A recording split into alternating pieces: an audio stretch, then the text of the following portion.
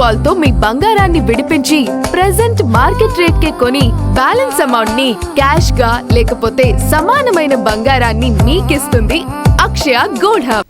అమెరికాలోని మిన్నెసోటాలో పాఠశాల నుంచి ఇంటికి వెళ్తున్న 5 ఏళ్ల చిన్నారిని ఇమ్మిగ్రేషన్ అధికారులు నిర్బంధించడం తీవ్ర కలకలం రేపుతోంది. తండ్రితో కలిసి ఇంటికి వెళుతుండగా ఫెడరల్ అధికారులు ఇద్దరిని అదుపులోకి తీసుకుని నిర్బంధం కేంద్రానికి తరలించారు.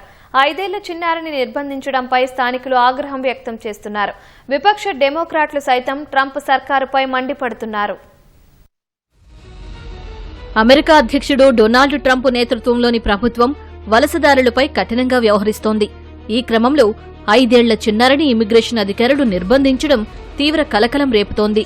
మిన్నెసోటాలో పాఠశాల నుంచి చిన్నారి తన తండ్రితో కలిసి ఇంటికి వెళుతూ ఉండగా ఫెడరల్ అధికారులు అదుపులోకి తీసుకున్నారు. వారిద్దరినీ టెక్సాస్లోని ఓ నిర్బంధ కేంద్రానికి తరలించారని బాధిత కుటుంబ న్యాయవాది తెలిపారు. ఇమ్మిగ్రేషన్ అధికారులు నిర్బంధించిన బాలుడి పేరు లియామ్ కొనేజో రామోస్ అని పాఠశాల సిబ్బంది తెలిపారు. 2024లో ఆ చిన్నారి కుటుంబం అమెరికాకు వలసొచ్చిందని వెల్లడించారు. దేశ బహిష్కరణకు సంబంధించి వారికి ఎలాంటి ఉత్తర్వులు జారీ కాలేదని వివరించారు. చిన్నారి తండ్రి ఆడ్రియన్ అలెగ్జాండర్ ఈక్వెడార్ జాతీయుడని హోంలాండ్ సెక్యూరిటీ విభాగం తెలిపింది. అమెరికాలో చట్ట విరుద్ధంగా ఉంటున్న అతడిని అదుపులోకి తీసుకునేందుకు ఇమ్మిగ్రేషన్ అధికారులు ఆపరేషన్ నిర్వహించినట్లు వివరించింది.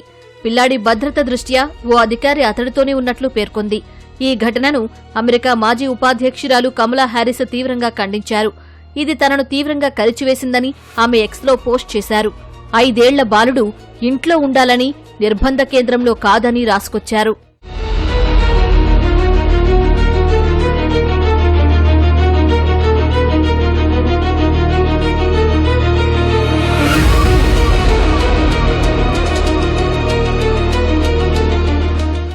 ఐదేళ్ల బాలుడి నిర్బంధంపై విమర్శలు వస్తున్న నేపథ్యంలో అమెరికా ఉపాధ్యక్షుడు జేడీ వాన్స్ స్పందించారు. ఇమ్మిగ్రేషన్ అధికారులు బాలుడి తండ్రిని మాత్రమే లక్ష్యంగా చేసుకున్నారని వివరించారు. గత కొన్ని వారాలుగా మిన్నెసోటా కేంద్రంగా ఇమ్మిగ్రేషన్ అండ్ కస్టమ్స్ ఎన్ఫోర్స్మెంట్ అధికారులు సోదాలు చేస్తున్నారు. అక్రమ వలసదారులను గుర్తించి ఎక్కడికక్కడ అదుపులోకి తీసుకుంటున్నారు. గత 6 వారాల్లో 3,000 మంది అక్రమ వలసదారులను ఇమ్మిగ్రేషన్ అధికారులు అరెస్టు చేశారని US customs and border protection కు చెందిన ఓ అధికారి తెలిపారు.